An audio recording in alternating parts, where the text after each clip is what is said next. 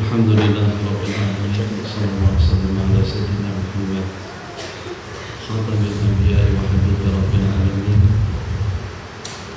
Nabil Qasim Nabi wa ala alihi wa sahbihi ajma'in. Wa ba'd. Rabbi yassir wa la tu'assir.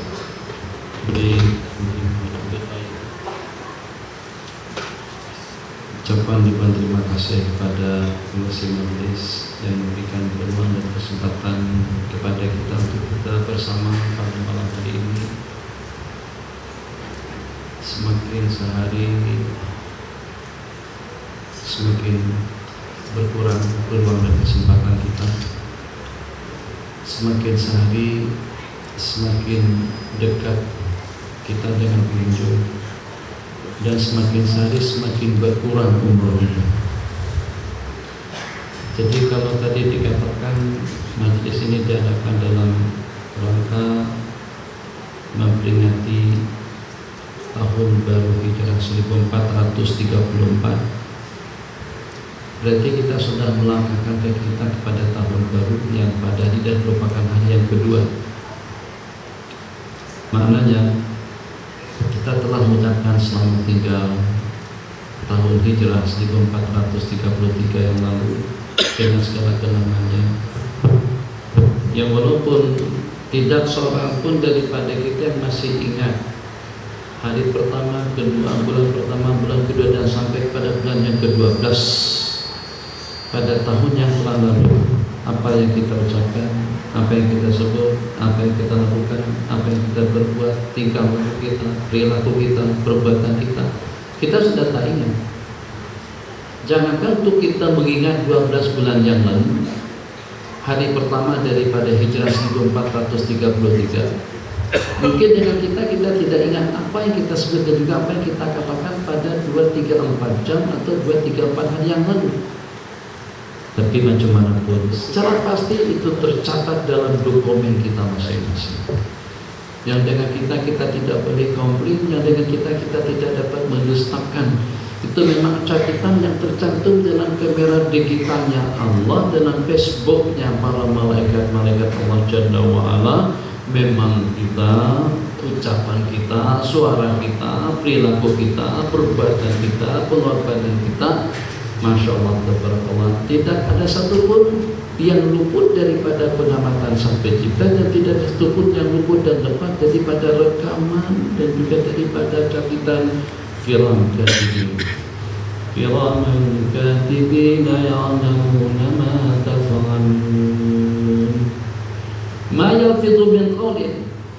Tidak ada sepatah kata yang kita ucapkan illa ladaihi raqibun 'atid, melainkan ada yang mengamat dan juga ada yang mencatat dan menulis. Dalam satu rangkaian ayat Allah berfirman, Iqra kitabaka kafa bi nafsika al-yawma 'alaika hasiba. Silakan baca. Kafa bi nafsika, cukup dengan diri pribadimu, anggota tubuh yang menjadi saksi, dan juga dengan kiraman katibin yang mencatat dan yang menulis. Kafa bi rabbika, Iqra kitabaka kafa bi nafsika al-yawma 'alaika hasiba. Nah, komplit macam mana? Memang rupa-rupanya kita, suara-suaranya kita, gerak-geraknya kita. Ada penipuan-penipuan yang sebagaimana di dunia, badan lain, tubuh lain diganti dengan kepala siapa, seperti itu. Nah, di akhirat tidak akan boleh seperti itu. Kita tidak akan mungkin mendustakan ucapan kita, perilaku kita, perbuatan kita, gerak-gerik kita sepanjang tahun yang telah lalu. Hadatuna kita. Topik al-hijrah ini diantara daripada topik yang mempunyai cawangan dan pecahan yang kalau kita ingin kongsikan satu persatunya, jelas kita tidak akan sampai pada penghujung atau tidak akan sampai pada target dan matlamat yang kita inginkan, karena dia memerlukan waktu yang panjang. Kita mengambil daripada kalimat hijrah itu sendiri. Sebenarnya kita tidak kesana dan kemari. Yang bagaimanapun, sedar tidak sedar harus sedar. Ingat tidak ingat harus ingat. Tahu tidak tahu kena tahu. Sebab sebagaimana kita katakan, kita menghela kepada penghujung. Kita menuju kepada detik-detik yang terakhir. Kita dengan hitungan waktu yang kita tinggalkan, terlepas sudah berapa waktu yang telah kita tinggalkan, yang secara pasti sudah berkurang 1 tahun, yang secara pasti kita sudah dekat dengan akhirat, yang secara pasti kita sudah dekat dengan penghujung kita masing-masing, dan yang secara pasti kita akan dipertemukan dengan Allah Jalla wa'ala. Jadi tidak ada seorang pun yang terkecuali kita akan kembali. Mau atau tidak mau, apakah dengan kita siap berhijrah daripada yang negatif kepada yang positif, daripada yang buruk kepada yang baik, daripada yang janggal kepada yang mulia, mau tidak mau, yang bagaimanapun justru dengan kita akan terhijrahkan dengan perputaran waktu yang berlangsung. Atau kalau pada waktu kita duduk anak tanah berubah sana duduk seperti anak saja. Misalnya kita punya slogan, dahulu putih, ini slogan saja, jangan terlalu berkira sangat. Dahulu putih, sekarang putih, dan selama-lamanya putih, misalnya seperti itu. Yang walaupun kita tidak beranjak daripada pendidikan kita, tetap saja umur kita akan berjalan. Tetap saja kita akan terpindah. Yang pada suatu ketika nanti kita akan berpindah dari dunia ila dari akhirat.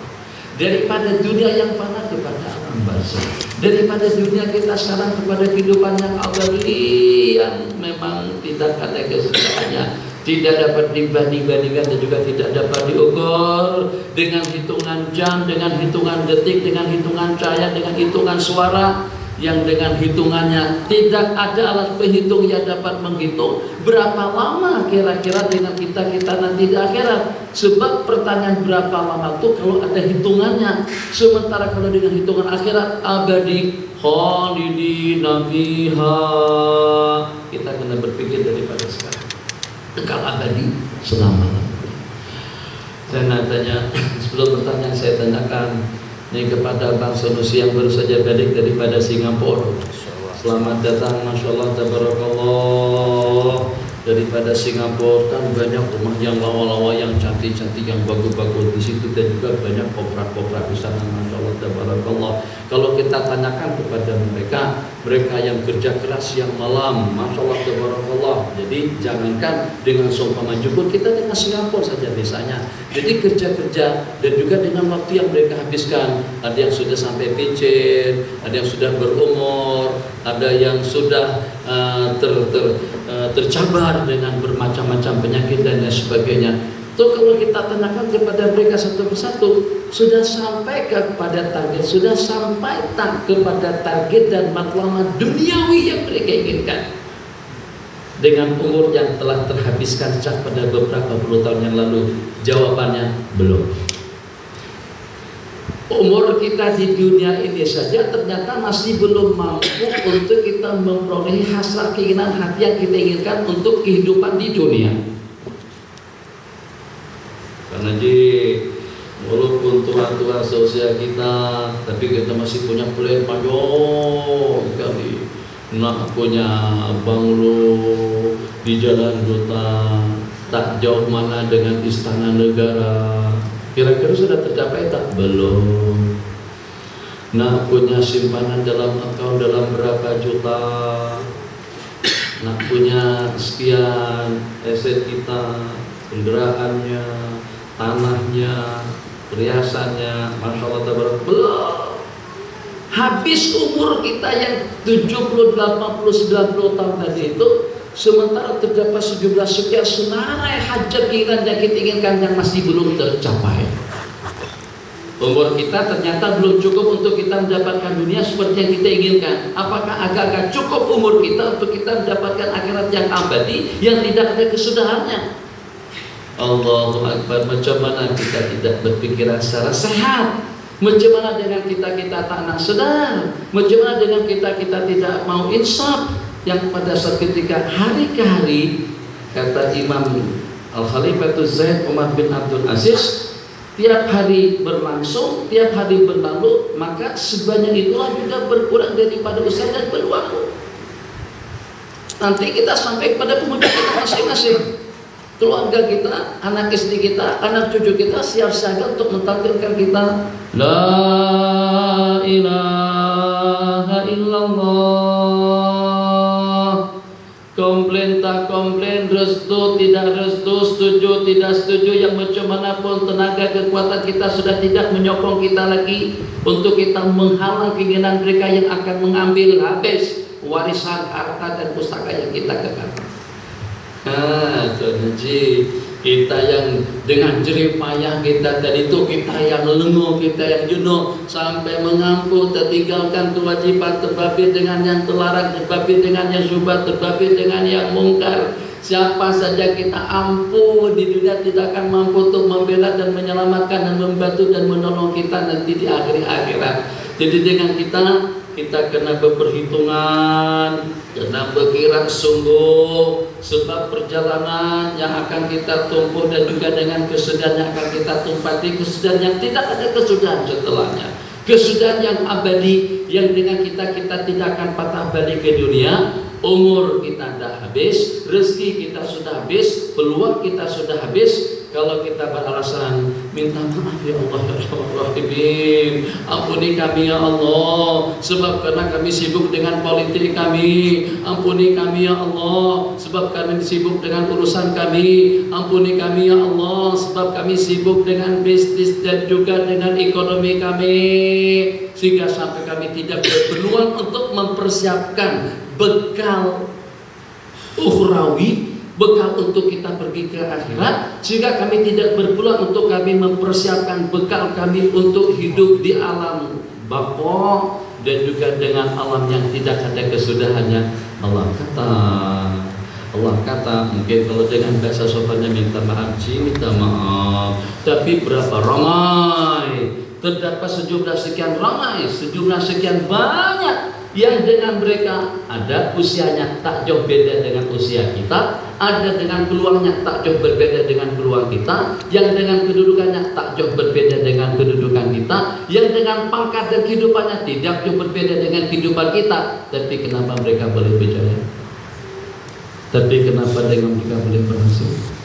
Tapi kenapa dengan mereka boleh memanfaatkan waktu dan juga peluang dan kesempatan? Tidak ada alasan, sesibuk apapun. Jadi kalau dikatakan bahwasanya karena kita banyak urusan yang diurus, siapa kira-kira lebih sibuk daripada Nabiullah Sulaiman alaihissalam?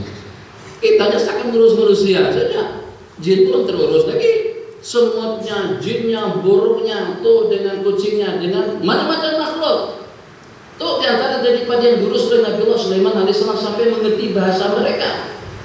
Oh, minta maaf Ji, minta maaf malaikat, minta ampun.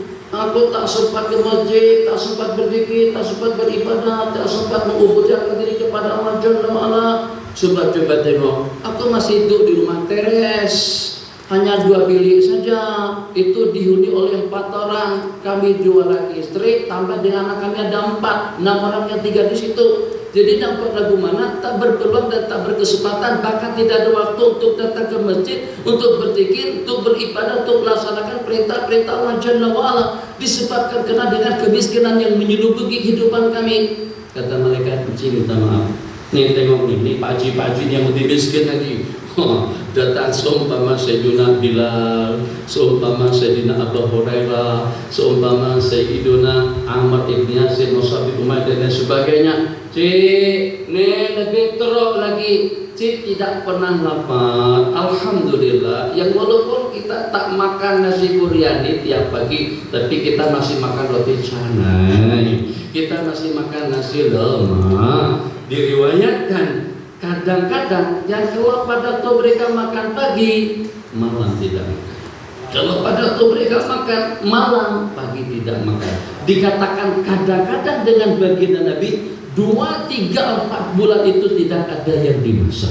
2, 3, 4 bulan itu tidak kelihatan asap daripada rumah baginda. Jadi kalau alasannya karena miskin, sampai kita terbabit kepada perkara-perkara terlarang, sekarang sampai dengan kita meninggalkan kewajiban akan Allah tampilkan 1.000.000 orang-orang yang lebih miskin, yang melarat, yang menderita. Tapi kenapa mereka masih berpeluang lagi untuk meraih dan juga untuk memperoleh ridho daripada Allah Jalla wa'ala. Oh, minta maaf malaikat, sebab aku di dunia jadi yang berhormat, jadi yang amat-amat berhormat. Aku menteri, aku perdana menteri. Kata senomaksanya, aku jadi khalifah. Bukan setakat menteri saja, aku jadi khalifah. Tapi ternyata duniaku terkejar dengan aman dan tentram, damai dan sentosa, dengan keadilan yang tidak ada tandingannya. Akhirat beliau pun juga tidak tergadaikan.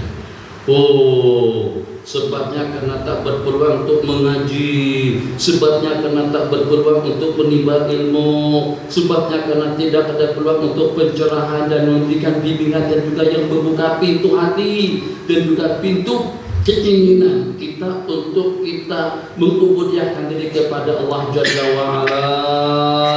Alasannya kenapa?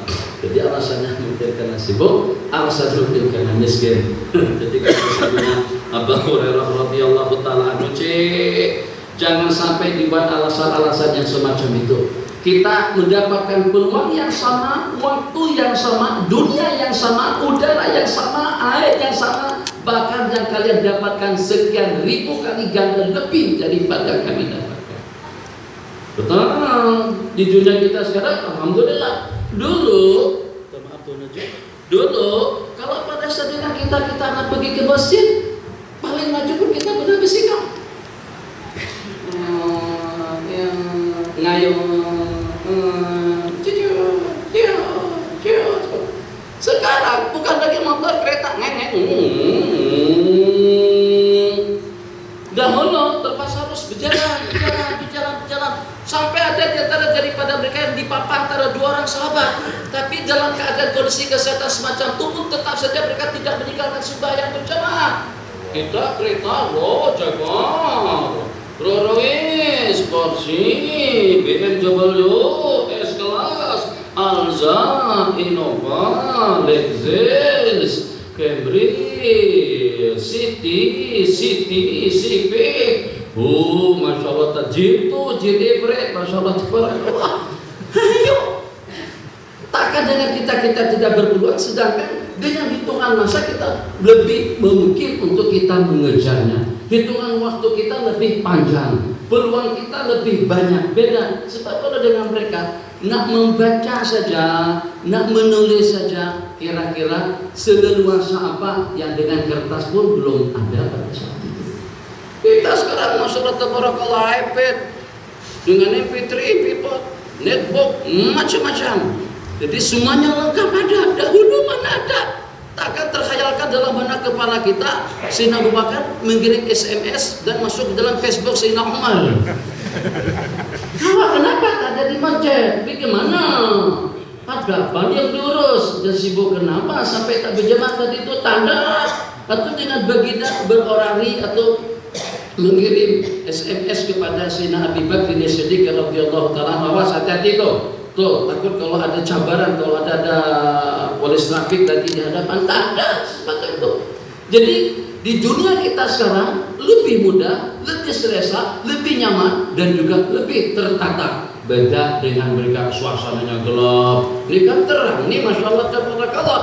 Dahulu sampai dengan gelap ataupun juga banjir ataupun juga jauh dijadikan alasan oleh mereka untuk tidak datang. Tetap saja Nabi kita tak bagi kelonggaran. Kita azan, tapi tetap kita terus. Sebelum Isya pada pukul kita pukul 9 lebih sedikit. Sedikit itu relatif, sedikitnya 20 menit, 15 menit, setengah jam. Azan dulu. Azan. Abang.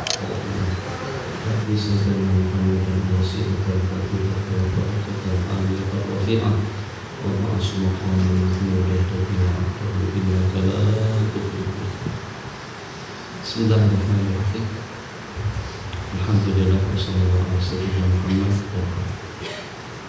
Tadi kita cerita tentang asbab yang dijadikan alasan mereka untuk tidak memenuhi seruan Allah. Yang diantara lain, tidak ada yang membimbing disebabkan karena buta, tambah dengan air yang mengalir, tambah dengan binatang-binatang yang merayap, gangguan daripada sumber makanan jengking, tambah lagi disebabkan karena suasana yang gelap gulita. Ternyata daripada sejumlah sekian alasan tadi itu tetap saja tidak diterima. Yang pertama karena jauh, yang kedua karena buta, yang ketiga karena banjir atau becek, kemudian yang keempat tidak ada yang menonton, yang membimbing pergi ke masjid. Kemudian yang kelimanya kadang-kadang terhalang dan terhambat dengan hasyarat, dengan binatang-binatang yang melata. Nabi kita katakan kepada Sayyidina Abdullah ibn Maktum, hadas ma'un nida, apakah dengan kamu mendengar azan berkumandang? Qala na'am, kata beliau, iya. Nabi kita bersabda, bahai hala idzan, perkenankanlah setuan. Jadi kalau alasan kita sekarang karena jauh, kita ada motor, kita ada kereta, kenapa masalah? Kalau asal kita kena gelap, penerangan di sana sini masyarakat barakallah. Yang pada itu apa yang menerangi jalanan mereka? Mana ada lampu-lampu pelita seperti ini? Tapi yang walaupun tidak ada lampu, yang walaupun tidak ada penerangan, itu tidak menghalang mereka untuk bangkit tengah malam melaksanakan ibadah kepada Allah Jalla wa'ala. Apakah alasan kita kena gelap? Apakah alasan kita kena jauh? Apakah alasan kita kena hujan? Apakah alasan kita kena sibuk? Tidak ada satu alasan pun yang boleh diterima. Kenapa? Sebab dengan kita dihadapkan dengan problem-problem umat yang lebih parah dan juga yang lebih teruk daripada kita. Tapi tetap saja dengan mereka berpeluang berkesempatan untuk melaksanakan ubudiyah dan juga untuk meninggalkan larangan-larangan Allah Jalla wa'ala.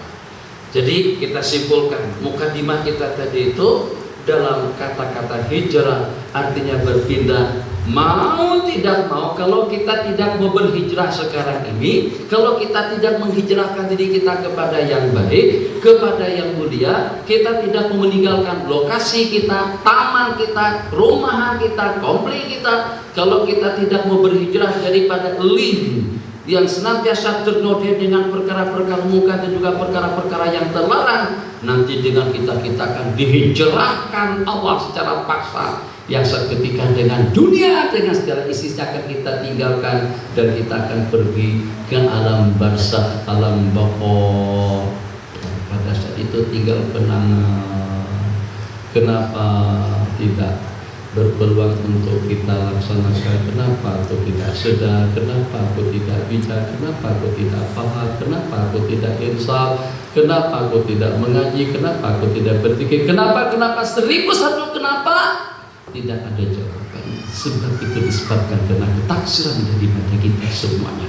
Jadi yang kita perlukan daripada perpindahan tadi itu, hijrah itu adalah dengan hak yang pertama akan mengatur, akan memberikan pedoman dan bimbingan, akan membawa kita kepada alam yang penuh dengan kebahagiaan, akan membawa kita kepada kebahagiaan yang penuh dengan rahmah dan maghfirah, kehidupan yang abadi, kehidupan yang Nabi kita lantunkan dalam sebuah hadis, mala ainun ra'at wala udhunun sami'at wala khatara ala qalbi bashar, kehidupan yang tidak pernah dilihat oleh mata, yang tidak pernah didengar oleh telinga dan tidak pernah terlintas di dalam hati, kehidupan yang tidak ada satu kejanggalan dan tangan dan problem yang menodai, kehidupan hanya semata-mata daripada nikmat kepada nikmat, daripada kenyamanan kepada kenyamanan, daripada kebahagiaan kepada kebahagiaan yang tidak ada tandingan dan juga yang tidak ada kesudahannya.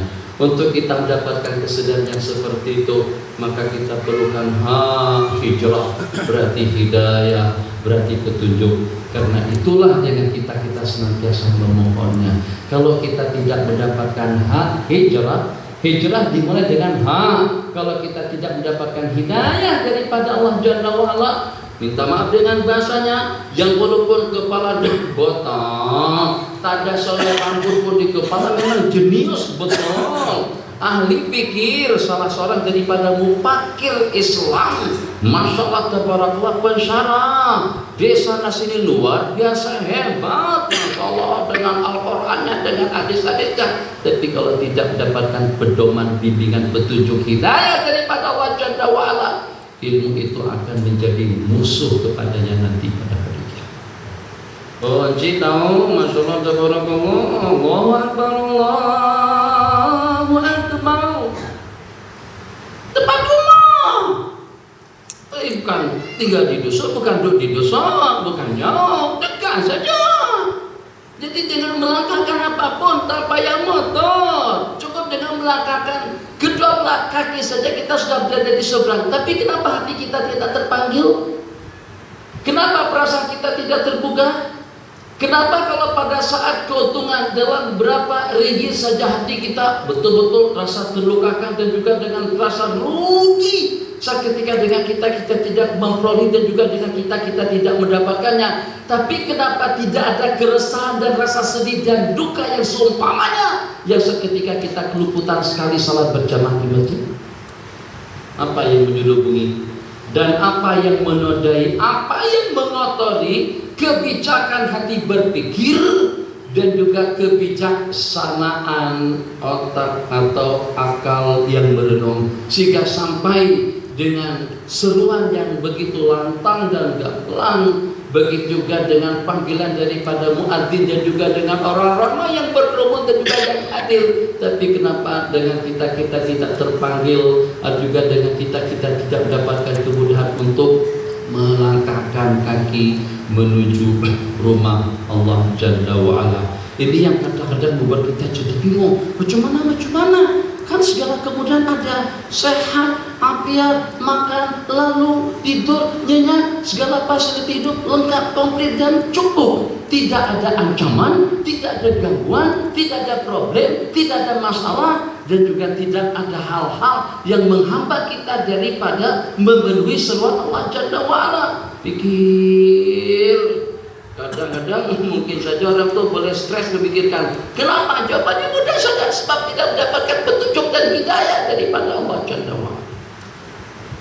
Jadi kadang-kadang yang membuat kita terasa atau membuat hati kita jadi tergores atau membuat kita terasa terharu kalau orang itu berpikiran secara sehat.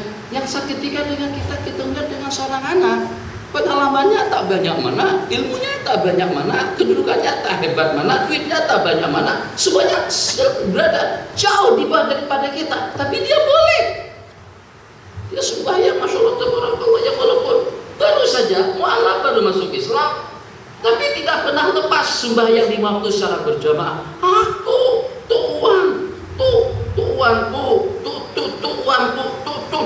semuanya. Entah dengan silsilah yang keberapa kita ke belakang dalam 3, 4, 5, 600 tahun sebelumnya, mungkin lebih daripada itu, semuanya orang Islam. Tapi kenapa Islam belum sebati dalam kehidupan? Kenapa kita tidak sayang dengan kita? Kenapa kita tidak sayang dengan umur kita? Kenapa kita tidak sayang dengan kesempatan kita? Kenapa kita tidak sayang dengan diri pribadi kita masing-masing? Kita sayang kepada diri kita hanya untuk sementara waktu saja. Kesian kalau kita tak bagi minum. Kesian dia kalau kita tak bagi dia makan. Kesian dia kalau tiap hari makan canai saja. Ganti dengan roti arah, ganti dengan nasi kandar, ganti dengan nasi belau. Pergi ke Terengganu makan nasi dagang. Pergi ke Kelantan makan nasi kerabu. Pergi ke Pening makan nasi ikan. Kenapa? Karena kesian dengan diri tadi itu kalau kita bagi jenis-jenis makanan yang sama tiap hari, sehingga karena kesian kita dengan selera, Masya Allah, tak apalah dengan kita duduk lagi lenguh dah, letih dah, tak masalah, duduk lagi kita buat gulai semalam, gulai apa, kita robah lagi masakannya, kita robah lagi sajiannya. Kenapa? Sebab kalau dengan sajian yang seperti malam-malam yang sebelumnya, malam-malam yang sudah, itu berarti dengan kita tidak memberikan selera dan peluang nikmat kepada diri kita. Tapi kesayangan kita tadi itu hanya untuk makanannya, hanya untuk minumannya, hanya untuk dunianya, hanya untuk sementara waktu saja. Kenapa tidak Ada rasa sayang semacam itu untuk kehidupan yang abadi selama-lamanya. Masya Allah, tabarakallah. Subuh-subuh sudah ambil badak sejuk, sapu sini supaya lembut, halus, supaya penampilan kita nampak kelihatan mempesona, supaya dengan Tuan Haji, Masya Allah, tabarakallah, tengok istri kita lebih jelita, Masya Allah, tabarakallah. Sayangkan boleh, tapi sayangnya kita hanya untuk sementara waktu. Kesayangan atau cinta yang sebenarnya, kalau kita cinta kepada diri pribadi kita masing-masing, bukan hanya untuk di dunianya saja, tapi untuk abadi selama-lamanya, yang pada saat kita kembali kepada Allah Jalla wa'ala. Mohon Allahumma hdina biman hadait. Jangan tidak diaminkan kita di belakang sebagai makmum. Itu subuh tuh, subuh kita tak minta duit. Ya Allah, Allahumma rizukna rizkan wasi'ah, ada. Atau Allahumma rizukna siasatan waktisadiyatan, atau juga dengan seumpamanya kita tak minta politik, kita tidak minta duit, kita tidak minta harta, kita tidak minta kesehatan. Doa yang pertama kita lanturkan selepas kita membaca Fatihah 2 kali dan selepas kita i'tidal daripada rakaat yang kedua, Allahumma hdina biman hadait. Bimbinglah kami bersama orang-orang yang terbimbing, sebab hidayah itulah yang akan menyadarkan, membuat kita lebih bijak, membuat kita bertanggung jawab, membuat kita adil terhadap diri pribadi kita masing-masing. Kesian rakyat. Sebelum kita mengesihani rakyat, tetangga, orang lain, kesihani diri pribadi kita terlebih dahulu. Jangan sampai nasib kita seperti lampu untuk menerangi orang ramai, tapi dia bakar dirinya sendiri. Jangan nasib kita seperti jarum untuk sematkan pakaian seseorang agar tidak ada yang bolong, yang sobek, yang robek, sehingga dengan jarum itu jadi tukang tampal, tukang tambal, diperbaiki, kemas pakaiannya, tapi dia masih bugil telanjang bulan. Itu kan kita tak nak jadi jarum, kita tak nak jadi lampu, sebab api hanya setakat menerangi orang lain saja. Kita inginkan sebelum kepada orang lain, kita terlebih dahulu mohon ihdinas siratal mustaqim. Jangan jenuh, jangan rasa-rasa capek, jangan ada rasa bosan-bosannya. Mohon kembali dengan penuh harapan, menitihlah di hadapan Allah pada saat kita membaca Fatihatul Kitab sebanyak tidak kurang daripada 17 kali. Ihdinas siratal mustaqim. Bimbinglah kami kepada jalan yang lurus. Siratal ladzina an'amta 'alaihim ghairil maghdubi 'alaihim waladdallin.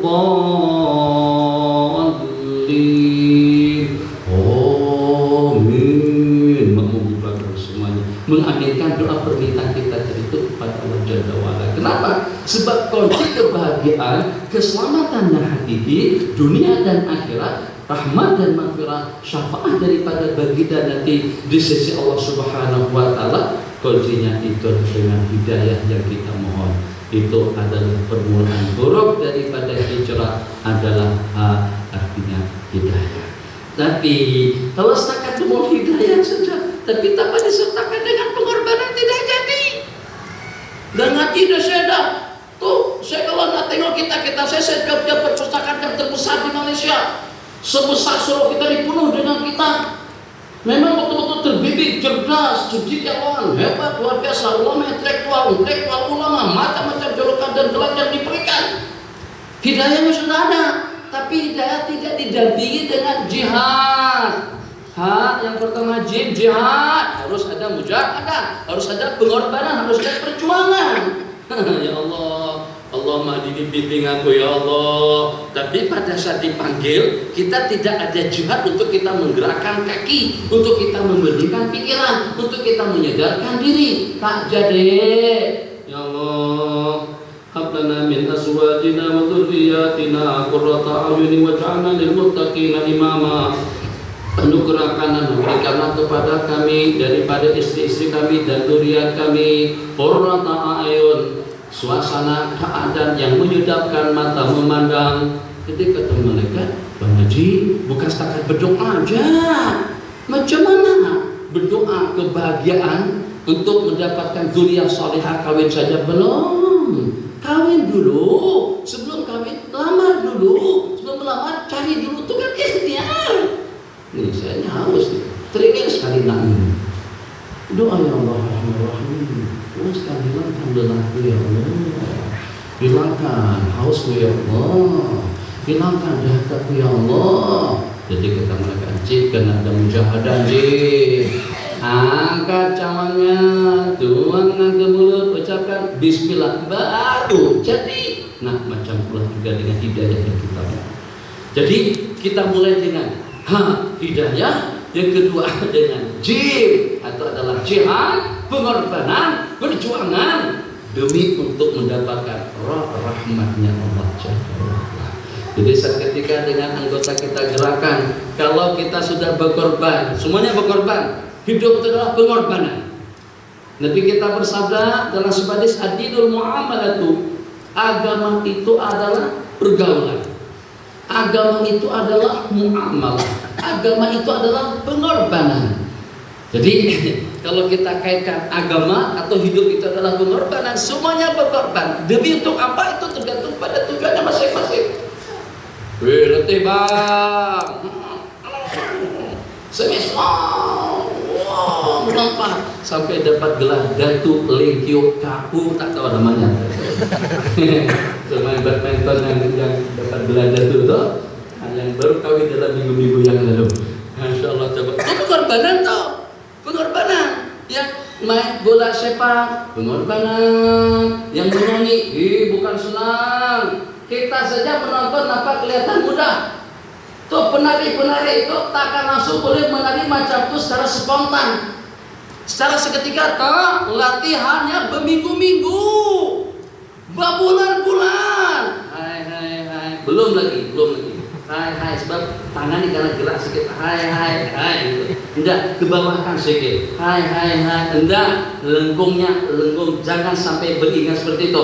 Jadi karena menyusul dengan yang kiri dulu, begitu baru menyusul dengan yang kanan.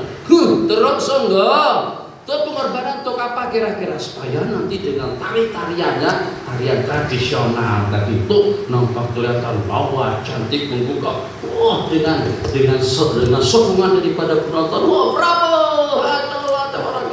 Allahu Akbar. Sampai ada yang takbir lagi sebagai tanda takzim dan hormat kepada persembahan yang luar biasa, super biasa, hebat tadi itu. Itu kebenaran untuk apa? Enggak. Ya, tidak lebih daripada untuk tari-tarian, tidak lebih daripada untuk bola, tidak lebih daripada untuk hiburan, tidak lebih daripada untuk kita, tidak lebih daripada untuk keyboard. Pengorbanan yang tidak berbaloi dengan modal yang kita keluarkan. Jadi pengorbanan yang seperti apa? Memang perlu pengorbanan hidup dan pengorbanan, tapi harus pengorbanan yang kita targetkan daripada pengorbanan kita tadi itu lenguh, tak kisah, jenuh, tak masalah, habis, tak problem. Betul-betul memporsir tenaga dan kekuatan kita. Kalau yang kita targetkan daripada pengorbanan tadi itu adalah rahmatnya Allah Subhanahu. Jadi pengorbanan kita yang sehebat apapun tadi itu akan menjadi lenyap. Usah majib bangun tengah malam boleh tahan di masjid Nabi. Subuh adzan berkumandang kalau seperti di Mekah Madinah 1 jam sebelum subuh. Allahu Akbar. Kita pun dengar. Kata syaitan jangan terperanjat bangun dulu. Tunggu dulu setelah hayya 'alas shalah hayya 'alal falah. Ada tak salatu khairum minan naumnya? Syaitan nakal betul. Lasa sungguh kata setan, dengar dulu. Kalau tak ada salatu khairum minan naum itu berarti adzan pertama, maknanya masih ada 1 jam lagi kita boleh berehat. Jijak ada setan juga. Sampai ke muka ikut juga. Kita tak dapat bisa ramai orang kita boleh pergi tahun tadi itu. Setan dah nunggu di sana ada. Masya Allah, tabarakallah, kata setan. Awak tak tahu kah? Ini bukan Malaysia, ini bukan KL. Kalau di Jakarta adzan berkumandang berarti subuh, tapi kalau di sana masih ada 1 jam bonus untuk tidur lagi. Dengar dulu. Kita udah celek mata dah. Dengar. Asyhadu an la ilaha illallah asyhadu alhamdulillah ahyani ba'da ma amatani wa ilaihi nusyur. Dan siap-siaga nak bangun, datang setan dia bisiki. Kata setan, Mekah Madinah dan 2 kali. Ada azan pertama, ada azan kedua. Kalau baru azan pertama saja masih ada jarak waktu 1 jam, boleh sambung balik. Sambung balik akhirnya tak kebangun. Betul. Jadi terus terasa, jadi semuanya pengalaman kita nih. Saya tidak menceritakan pengalaman saya atau pengalaman yang hadir. Pengalaman kita semuanya. Allah dah bagi peluang kepada kita untuk kita bangun pada pukul 4, pukul 5 pagi. Ada waktu setengah jam bertahajud yang dapat Allah Jalla wa'ala. Tapi kena dengan bisikan itu. Mungkin kena cuaca, mungkin kena udara, mungkin kena selimut, mungkin kena ekor, mungkin juga kena katil, atau juga kena bantal. Akhirnya kita tumbang balik. Itu azan. Ada tulisan di masjid itu 15 menit. Mana 15 menit boleh sambung itu. Sambung 10 menit. 5 menit cukup untuk persiapan. Sambung balik. Ternyata pukul 9 baru bangun. Itu setan yang kurang pengalaman. Setan yang banyak pengalamannya, kata setan, jangan keburu-buru. Besok tahun baru hijrah. Cuti. Allah Akbar. Akhirnya terus dekat-dekat ke 10 baru bangun. Ada lagi dengan setan yang rasa cuti sekolah, apa tuh buru-buru bangun. Nanti dalam Islam itu ada yang namanya jamak, buat jamak takdim takhir saja supaya makan saja tak pernah di jamak takhir. Mana ada orang makan tadi pagi tas 8 pagi kena keburu-buru pengajian. Akhirnya tengah hari disebabkan karena ada program, ada sebabkan karena ada pengajian, akhirnya makan agak terlambat sampai dekat-dekat pukul 3 baru makan. Maka pada pukul 3 tadi itu 3 jenis makanan kita sajikan. 1 canai dengan nasi lemaknya, 2 dengan nasi buryani dan mandinya, 3 dengan pisang goreng dan ubinya. Bismillahirrahmanirrahim. Barik lana bima razaqtana wa qina adzabannar. Jamak takhir. Ada. Kenapa ibadah kita jamak takhir? Itulah kita senantiasa. Jadi sehebat kita tuh yang kita merasa gede betul. Sehebat aku, kru aku, pegawaiku ada ribuan. Jujur kita. Kalau tidak, saya buang kerja. Semuanya nggih bos. Ya sama wa ta'atan. Tapi ternyata kita yang hebat tadi itu masih tumbang lagi dengan diri kita sendiri. Masih tumbang lagi kita dengan nafsu. Masih tumbang lagi kita dengan godaan syaitan yang tidak nampak dan juga yang tidak kelihatan. Kembali, jadi kita berharap dengan ikut jenjang usia kita masing-masing, sama-sama kita melangkah ke depan. Kita akan mengikuti, kita akan meneruskan perjalanan hidup, bahtera hidup yang pada satu ketika nanti kita akan dijemput. Kita memohon kepada Allah bukan hanya dengan hidayah, tapi dengan pengorbanan. Tapi pengorbanan yang berarti, pengorbanan yang mempunyai target untuk kita mendapatkan rahmat dan maghfirah daripada Allah Subhanahu wa taala. Biar sedikit semalam kalau tidak salah saya sebutkan dalam satu pengajian perkataan daripada At-Taurat. Di dalam kitab Taurat dinyatakan kullu amalin qabiltuhu fahuwa katsir wa in kana qalila. Tiap amalan yang aku terima, kata Allah, firman Allah di dalam kitab Taurat, tiap amalan yang aku terima itu berarti banyak, yang walaupun sedikit. Gimana?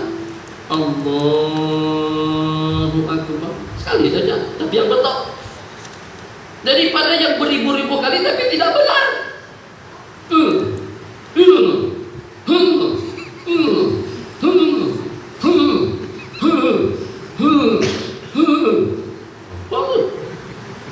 Nanti malaikat pun, ini bahasa bercanda lah. Malaikat nak tulis lagu mana?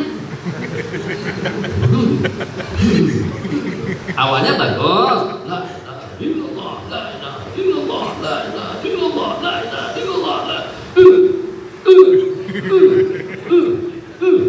Yang itu malaikat agak kebingungan. Nak catat lagu mana? Tulis nya saja kah? Atau apa maksudnya? Kita tidak menyalahkannya. Tapi kalau kita buat benda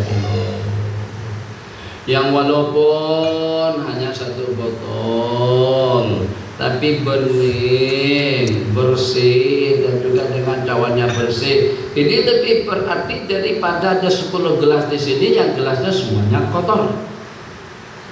Jadi pada saat kita melaksanakan ubudiyah kepada Allah Jalla wa Ala, ubudiyah yang akan membawa kepada rahmah, ubudiyah yang ikut pedoman hukum hakam, ubudiyah yang ikut landasan Al-Quran dan hadis, ubudiyah yang ikut pedoman sunnah-sunnah Rasulullah SAW. Sebab tidak ada kenikmatan dan juga tidak ada kebahagiaan yang pada saat dengan kita bersohbah, berteman dengan seseorang seperti kebahagiaan kita pada waktu kita duduk bersama berkumpul dengan Sayyiduna Rasulullah SAW. Semuanya berkorban. Tapi pengorbanannya kadang-kadang itu tadi pengorbanan yang tidak menentu arah tuju. Tapi kejar pedang, kejar lagi, dekat kepala lagi, kipas, lompat, diterjang terbang bola tadi itu sampai terjatuh dalam beberapa menit tak bernapas. Kenapa? Karena pengorbanan untuk menendang, menampar bola. Kenapa tuh menumbuk? Nampak betul tuh? Untuk menumbuk bola supaya tidak masuk ke dalam bola. Tuh saja pengorbanan Masya Allah tabarakallah boleh membawa kepada kematian. Yang paling pelik, habis-habisan dikejar, tendang lagi. Tapi seketika dengan bola tadi itu sampai kepada kita, sepatutnya kalau sudah macam itu pengorbanannya, jangan sampai kita biarkan bola itu lari dan lepas daripada kita. Kalau memang yang sebiji bola yang direbut-rebutkan, peliknya permainan itu, 1 biji bola direbutkan oleh 22 orang manusia. Pelik itu lagi permainan yang pelik sungguh, pelik, bin ajaib, bin aneh. 1 biji bola dikerumuni oleh 22 orang pemain. Setelah dikejar jauh-jauh, kejar mati-mati, kejar bola, setelah dapat ditendang lagi. Kalau memang macam itu pengorbanannya, setelah dapat kita ambil balik ke rumah. Itu baru pengorbanan sesuai beban dengan pengorbanan yang kita lakukan. Ini tak, tapi setelah kita dapatkan dari itu kita lepaskan kipar pula. Masya Allah tabarakallah sampai menerjang. Macam pernah nonton bola sepak tak? Tuh terjatuh. Alhamdulillah dapat bola tadi itu tak jadi masuk, tapi tak dapat dia tendang balik. Kenapa ditendang? Kita kalau sudah lenguh macam tu, nak cari jodoh kita, lamar yang itu tak jadi, lamar yang ini tak dapat, yang di sana kita datangi dengan perantaraan orang tua kita, dengan perantaraan tokoh masyarakat, dengan perantaraan siapa sehingga kita dapat melamar wanita tadi itu, kita takkan berikan perempuan tadi itu kepada orang lain. Sebab kita sudah lakukan suatu pengorbanan yang luar biasa. Itulah permainan kita. Jadi kita tidak mau umur kita habis dengan jenis-jenis pengorbanan yang seperti itu. Pengorbanan yang membuat seseorang itu akan melaknat diri pribadi dia sendiri nanti di alam kubur. Ya Allah, kenapa sampai aku tidak sadar? Kenapa sampai aku tidak insaf? Mana letak pemikiran yang waras? Aku ini jenius ya Allah, akal pemikiranku cerdas ya Allah, tapi kenapa sampai waktuku, tenagaku, pikiranku, hidupku, umurku bahkan habis tergunakan kepada pengorbanan yang seperti itu. Kalau kita menyesal sebelum kita menyesal. Oke, kita akhiri. Hidayah. Untuk kita mendapatkan hidayah, mohon ihdinas siratal mustaqim. Untuk kita mendapatkan hidayah, cari suasana dan lingkungan. Untuk kita mendapatkan hidayah, aminkan doa daripada semua orang. Sebab kita tidak tahu dengan doanya siapa, yang mana satu, apakah yang kecil, apakah yang tinggi, apakah yang rendah, apakah yang besar, apakah yang kaya, apakah yang miskin, apakah yang melarat. Kita tidak tahu doanya siapa yang akan diijabahkan dan dikabulkan oleh Allah. Siapapun imamnya, Allahumma hdina biman hadait, di belakang amin, jangan tidak diamin. Siapa tahu disitulah letaknya kebahagiaan dunia dan akhirat kita. Password kebahagiaan hidup ternyata pada amin, pada waktu kita mengaminkan doa hidayah daripada imam. Yang kedua, setelah kita mendapatkan petunjuk dan hidayah daripada Allah Jalla wa'ala, sertakan hidayah itu dengan pengorbanan kita dengan waktu untuk mendapatkan ditanya Allah, pengorbanan kita dengan ilmu untuk kita mendapatkan ditanya Allah, pengorbanannya kita dengan tenaga untuk kita mendapatkan ditanya Allah, pengorbanan kita dengan peluang dan kesempatan untuk kita mendapatkan ditanya Allah, supaya tidak ada yang sia-sia daripada gerak dan aktiviti kita sehari-hari. Maka dengan pengorbanan tadi itu harus disertakan dan terpandu dengan pedoman sunnah dan pedoman hukum hakam Allah Jalla wa'ala. Pengorbanan yang seperti itulah yang akan membawa kita kepada rahmat yang abadi, supaya hidup kita tetap stabil, senantiasa dengan petunjuk dan hidayah, senantiasa dengan pengorbanan, senantiasa dengan kebaikan, senantiasa dengan yang positif, senantiasa dengan yang baik, senantiasa kita terselubungi dengan curahan rahmat dan maghfirah daripada Allah, agar senantiasa kenikmatan daripada Allah tadi itu selalu dan senantiasa selalu bersama kita. Maka kita akhiri segala-galanya dengan taqwa Allah, atau dengan tadhiyah. Tadhiyah pun juga maknanya pengorbanan. Jihad, tadhiyah. Jihad berjuang, sementara dengan ta adalah pengorbanan. Jadi dengan ta yang terakhir dengan taqwa Allah. Innallaha ma'al ladzina taqaw. Taqwa Allah itu akan membawa dan membuahkan kepada ma'iyah. Sesungguhnya Allah bersama orang-orang yang bertakwa. Ayat yang berikutnya firman Allah Subhanahu wa taala, wattaqullah wa yu'allimukumullah, dan bertakwalah kamu kepada Allah, niscayalah Allah akan berikan ilmu dan juga akan memberikan nafahat dan fuyudah kepada Anda. Wattaqullah wa yu'allimukumullah. Kalau pada waktu kita sudah mendapatkan ilmu daripada ilmunya Allah Jalla wa ala, ilmu tersebut tidak akan lenyap dan sinar dan juga tidak akan habis. Dengar ayat. Tilkad darul akhiratu naj'aluha lil ladzina la yuriduna 'uluwan fil ardi wala fasada wal 'aqibatu lil muttaqin. Itulah dengan negeri akhirat kami peruntukkan dan kami persembahkan kepada orang-orang yang tidak melakukan kerusakan dan kemungkaran di permukaan bumi, dan akibat yang aman, sehat dan sejahtera itu bagi orang-orang yang bertakwa.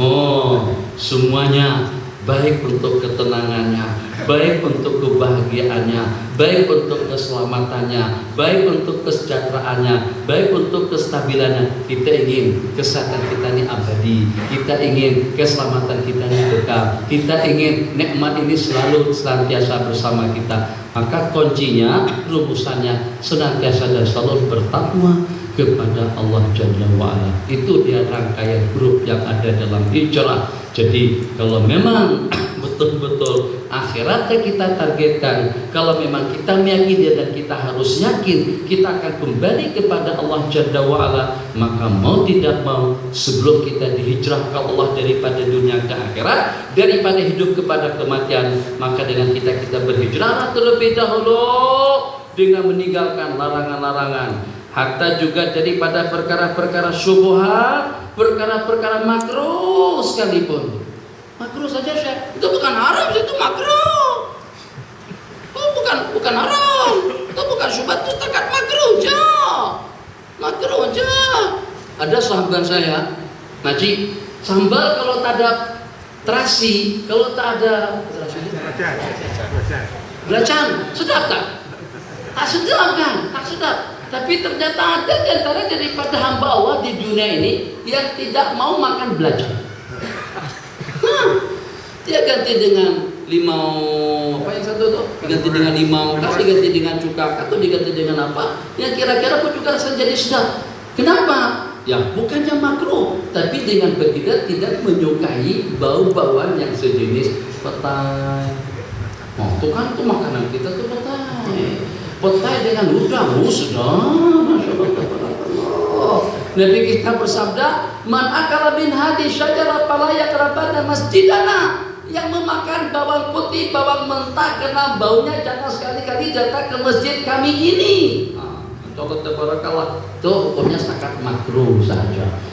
Makruh kan bukan halal. Makruh itu paling tidak disukai, suatu hal yang dibenci oleh Allah dan Rasulnya. Tadi kami di live TV Hijrah cerita tentang warak, masya Allah, tabarakallah. Kita ya Allah yarhamar rahimin. Asalkan tidak ada tulisan haram di sini masih tetap berani kita minum. Kecuali kalau haram jangan diminum baru kita tinggalkan. Kalau setakat tak ada cop daripada jaging saja, ini kayaknya dibuat dari mana nih? Ini jangan-jangan produk ini produk daripada Cina atau daripada Jepang atau daripada Eropa. Ini tak dapat dipastikan kehalalannya. Tak ada cop jaging, tak ada. Kemudian tulisan halal pun juga tidak ada. Kita masih berani lagi mengambil. Kita masih berani lagi minumnya. Kayak gitu kan? Ya namanya kenapa? Situ tak ada tulisan haram. Kalau tulisan ada tulisan haram, baru kita tinggalkan. Begitu tuh waraknya kita. Waraknya orang dahulu. Tadi saya ceritakan ada orang bukan kehilangan duit, dijatuhan duit. Uang logam tadi. Ada uang juga. Ada uang dirham kah? Ada uang dinar emas kah? Ada punya kah? Ada dinar emas kah? Tak ada. Tadi duit yang lama sedikit lah kalau tak ada juga. Ada bang, weh satu. Jangan uang tuh. Oh tuh ada punya yang terkartu punya. Yang 5 ringgit di baru, masya Allah. Jadi asal kita spend di sini. Terus cadangnya di masjid. Ini yang khas ya disebutkan di masjid di TV live di TV Hijrah tadi itu. Bayang, ya. Di sini nih, sini. Sujud Allahu Akbar. Tadi itu terjatuh tapi tanpa disudari. Balik rumah. Pada tuh nak beli nasi gagar, pada tuh nak beli nasi lemak. Ada sini.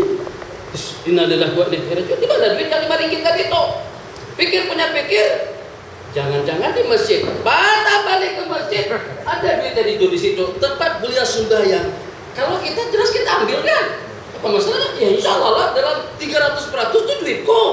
Bukan 100 ya, 3000% itu duitku. Imam Ishaq Asy-Syirazi setelah pada balik ke masjid, nampak duitnya 1 dinar tadi itu, beliau tegamam. Tegamam kan tegamam kan? Tegamam. Tak jadi diambil. Kenapa? Jangan-jangan duitku yang terjatuh di situ sudah ada orang yang ambil, sementara yang itu tuh adalah duitnya orang lain. Tuh warak sampai ke tahap itu tuh, masya Allah, tabarakallah. Sudah ada tulisannya haram. Hah? Di duit tadi tuh haram. Duit tadi itu terjatuh. Masih ada yang mengambil duit yang bertulisan haram tadi itu. Cik, duit haram tuh. Iya haram untuk orang lain tapi halal untuk aku. Masih ada yang semacam itu.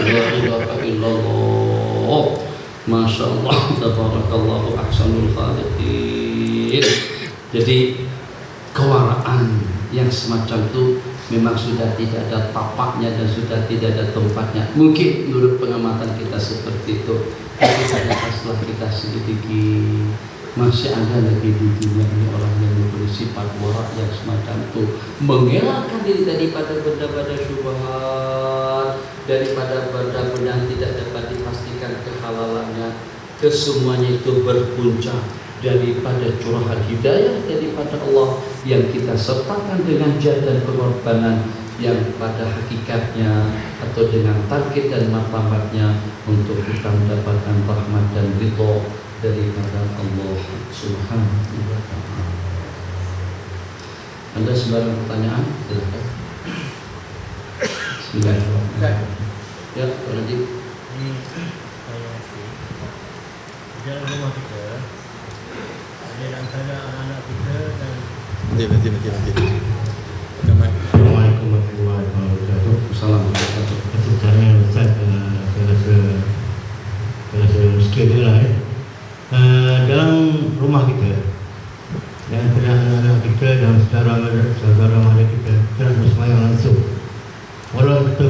memberitahu dia supaya tapi dia tetap tahu semua. Apa jawaban kepada Allah Subhanahu Wa Taala? Terima kasih. Jadi ini problem. Keluhan yang semacam ini bukan daripada 1, 2, 3, 4 buah rumah. Bahkan kadang-kadang daripada warga taman. Bahkan kadang-kadang daripada warga kampung. Bahkan kadang-kadang daripada masyarakat semua. Dan juga disuruh, dan juga diingatkan. Bahkan yang lebih teruk lagi, katanya, Mak jangan susah payah suruh aku. Ini takdir Allah, Mak.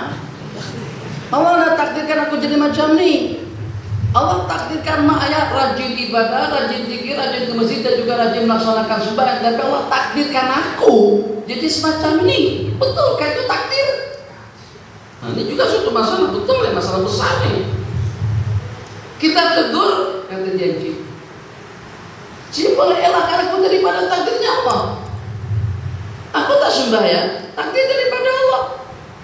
Aku berbuat benda-benda yang tidak betul, juga takdir daripada Allah. Aku terbabi dengan perkara munkar, takdir daripada Allah. Allah yang mentakdirkan segala-galanya. Kenapa awak komplain dengan aku? Kalau nak salahkan, jangan salahkan aku, salahkan takdir. Itu cantik sekali. Tapi kenapa kalau pada saat Allah takdirkan yang semacam itu kita tidak berupaya untuk mengelak, kita tidak berupaya untuk menjauhkan diri daripada hal-hal yang negatif? Kenapa tidak ada usaha ikhtiar? Ya kan, usaha ikhtiar itu juga daripada Allah sebenarnya. Oh, pintar betul nih mengaji di mana? Masyaallah tabarakallah. Oke. Usaha ikhtiar itu daripada Allah. Tapi kenapa patuh lapat pada lapat pergi ke dapur? Kenapa cari makanan? Kenapa bekerja? Kenapa cari minuman? Dah, itu takdir Allah. Kalau Allah takdir kita mati tanpa makanan pun tetap kita hidup.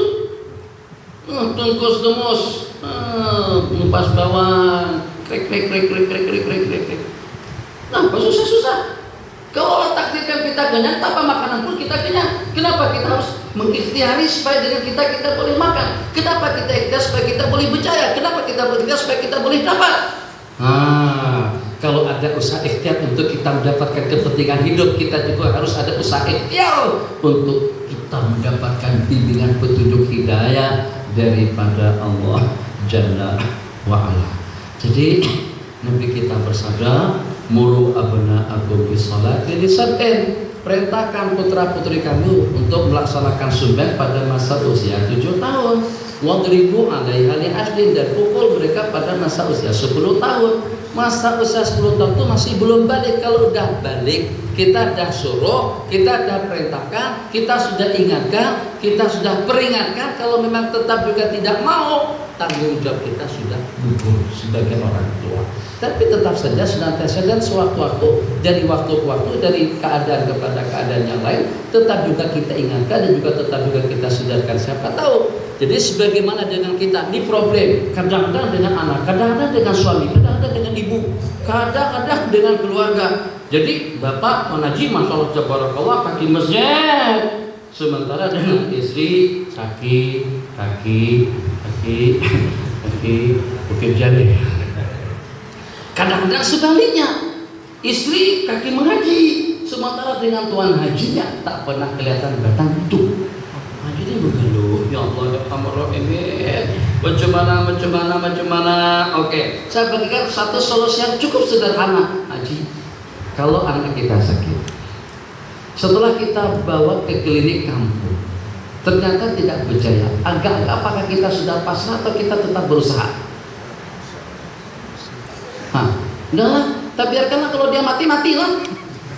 Kita sudah berusaha juga pergi ke klinik tadi itu, kita kena pergi ke hospital Al-Ustaz, kita kena pergi ke hospital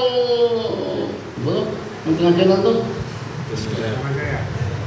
Ada yang jalan tol menuju ke Pening, menuju ke Epal tuh ada.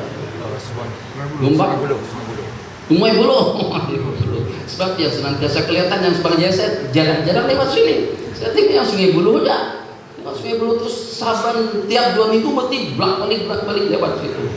Bukit Beruntung mesti lewat Sungai Bulu. Nak kepo Sungai Buloh, nak ke Kelantan dari sini bunuh ke Sungai Buloh. Mana? Mana boleh kena buat Singapura, duit ada. Kenapa? Jangan pas nama tertentu Tuan Haji. Untuk apa duit? Untuk apa hidup? Tuh duit yang bersifat belambak. Duit yang belambak itu tuh apa? Karena dua berapa nak ke Singapura. Sebab ada satu pakar spesialis itu satu-satunya di Singapura. Banyak yang berhasil. Terbang lagi ke Singapura. Tak berhasil juga. Ada satu bomoh, ada satu dukun. Di mana? Di Bandung. Di satu kawasan kampung kecil sekali. Banyak yang berhasil. Masya Allah, tabarakallah. Sebab itu bukan fisikanya, itu adalah rohaninya, itu adalah sentuhan jin. Pergi lagi Jampe dengan bomo, dengan dukun. Kenapa? Agar anak kita, itu saja targetnya, agar anak kita sembuh. Kalau itu untuk kesehatan jasmani, kesehatan rohaninya anak lebih penting. Jadi jangan sampai upaya kita tadi itu hanya untuk menyehatkan giginya saja, kulitnya saja. Ya Allah, tak macam mana? Kulit jadi semacam itu gatal, itu koyak. Robat pada pakar spesialis kulit ke sana dan kemari. Hanya untuk kulit saja sudah seperti itu pengorbanan kita. Bagaimana agar mereka sembuh? Bagaimana agar mereka mengaji? Tuan Haji secara jujur, kalau seandainya duit yang kita gunakan untuk kegunaan anak-anak kita mempelajari ilmu agama, dan itu adalah untuk masa depan mereka dan kita pada hari akhirat nanti, sama dengan duit yang kita berikan kepada mereka untuk kepentingan hidup mereka sehari-hari, anak-anak kita akan jadi orang-orang yang bakti dan taat semua. Tapi pengorbanan tidak seimbang. Jadi kita belikan, Masya Allah, masih muda lagi, baru dalam belasan tahun, sudah kita belikan Alza. Walaupun Alza tak mahal, mana dalam 60 ribuan, 69 ribu lah yang paling lengkap Alza 69 ribu. Turun ke harganya, Maipi murah sikit 52, 53. Yang murah lagi, yang second hand, jin Ifrit. Murah tuh yang second hand dalam 25 ribuan saja. Kita belikan. Coba kalau dengan duit yang 20 ribu tadi itu kita peruntukkan untuk dia menghafal Quran, insya Allah hafal. Tapi kita tidak berani berkorban untuk dia hafal Quran dengan pengeluaran biaya yang sebagainya. Ada satu pondok pesantren, tapi memang masukannya agak mahal, tapi disiplinnya memang terkawal. Masya Allah, tabarakallah. Tidak ada istilah pukul, tidak ada istilah didera, disakiti dan lain sebagainya. Pendidikan yang bagus, memang betul-betul terada dan terbimbing, disiplinnya pun juga tinggi. Tapi masukannya mahal, sampai dalam 20 ribuan. Kita mikir istikharah dulu Tuan Haji. Allah. Setelah istikharah kita padangkan dengan tuan guru, tuan imam, dengan tuan siapa ramai. Agak-agak macam mana kita hantar ke situ kan? Padahal sudah ramai yang hantar anak ke sana dan berhasil. Tapi pada saat kita nak belikan motor, kereta Jinto atau juga dengan Alza, Yezura, Ningbazura dan yang seumpamanya, itu kita tak pernah istikharah, langsung kita berikan saja. Kita tak terlalu berkira. Kita berkira sangat dengan untuk urusan akhirat, tapi tak berkira semacam itu kalau untuk urusan dunia. Jadi macam mana pun suami kah atau istri kah, kalau kita mengobati istri kita sampai kita pergi ke sana dan kemari, seperti itulah juga untuk kita menyembuhkan penyakit hati atau juga penyakit yang menimpa rohani daripada seseorang. Jangan sampai putus asa supaya mereka tidak menjadi musuh kita nanti. Mak, stop. Mak tak boleh masuk surga. Pak juga tidak boleh melangkahkan kaki untuk mendapatkan rahmat Allah. Mak tak pernah tegur aku saat ketika aku sembahyangkah, tak sembahyangkah, bangunkah, tak bangunkah. Mak tak pernah ambil berat tentang kehidupanku. Terus Tuan Haji, ini tidak lagi kita bergaduh dengan tetangga, tidak lagi kita bergaduh dengan partai beda, partai lawan. Di dunia kita bergaduh karena kita beda politik. Di akhirat kita bergaduh dengan suami, istri, pasangan, anak, keluarga, musuh kita semuanya. Kalau seandainya untuk mendapatkan keselamatan akhirat nanti kita bersabda, sehingga sampai kita harus mengambil kebaikan daripada anak atau kebaikan daripada mak dan ayah, tidak teragak-agak kita untuk mengambilnya. Kalau dengan mengambil kebaikan kita akan selamat. Macam itu juga putra putri kita yang taksir terhadap kewajibannya, itu berarti problem yang akan menimpanya nanti pada hari akhirat. Makasih Tuan Haji atas pertanyaan. Insyaallah yang lain masih ada waktu. Jangan ada di sini. Ya, tuh ada di sini. Sikit-sikit lagi lah dalam 10 menit lagi. Silakan. Lain, ya Bang.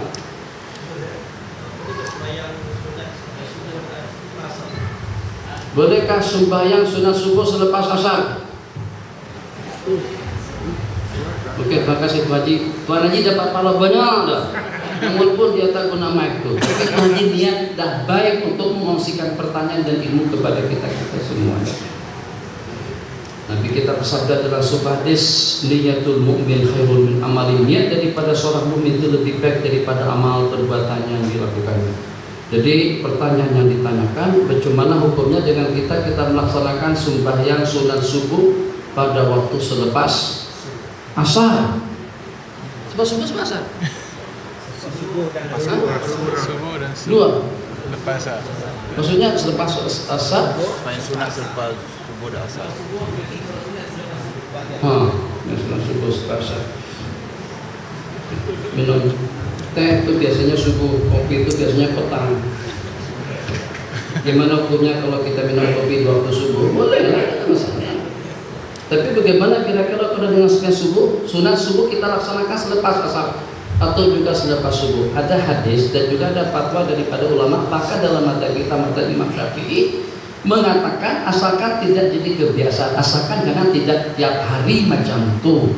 Boleh saja dengan kita mengatakan sembahyang sunat subuh selepas subuh, yang walaupun sebelum terbit matahari, yang walaupun masih pada waktu tahrim, tapi sekali sekala, bukan tiap kala. Sabar. Assalamualaikum warahmatullahi wabarakatuh. Assalamualaikum warahmatullahi wabarakatuh. Tuhan Haji itu bangkit bayang, apa Tuhan Haji? Allah'an sunat subuh. Besok hari macam tu lagi, lusa macam tu lagi. Jadi kata mereka, haji itu tahunya kedoan saja. Kata ada kayak tunai yang ada andilan. Nah, jadi mereka jadi pelik pula dengan kita. Maka jarang-jarang tertangguhkan. Kenapa yang sunat itu senantiasa tertangguhkan semacam itu? Tapi secara hukum, kalau untuk selepas sembahyang asar, Nabi kita pernah melaksanakan sembahyang sunat zuhur selepas asar. Terus ditanya oleh Sayyidatuna Ummu Salamah, Nabi kita bersabda tadi, karena Nabi kita larang jangan sembahyang pada 5 waktu, selepas sembahyang subuh, selepas sembahyang asar, waktu terbit matahari, waktu terbenam matahari, kemudian yang kelimanya pada masa gelincir. Tapi ternyata Nabi kita yang melarang kita sembahyang selepas asar, Nabi kita sembahyang pada saat itu. Nabi kita kata tadi, pada masa waktu itu ada tetamu, sehingga aku tak berpeluang untuk melaksanakan sembahyang sunat itu, sehingga Nabi kita kerjakan selepas asar. Ulama mengatakan yang hukumnya haram melaksanakan sembahyang pada waktu tahrim, sembahyang yang tidak ada sebabnya. Kalau seperti masuk masjid kemudian sembahyang wudhu kemudian sembahyang, itu tak ada masalah karena ada sebab yang mendahulunya. Oke, yang lain ada waktu, silakan. Ya Bang, sudah 50 tahun apa tuh Bang? 50 tahun Petronas kan 50 tahun apa gitu? Kalau solat fardu yang telah lama ditinggalkan, Ya. wajib 5 tahun, tapi itu tak mampu daripada Pak.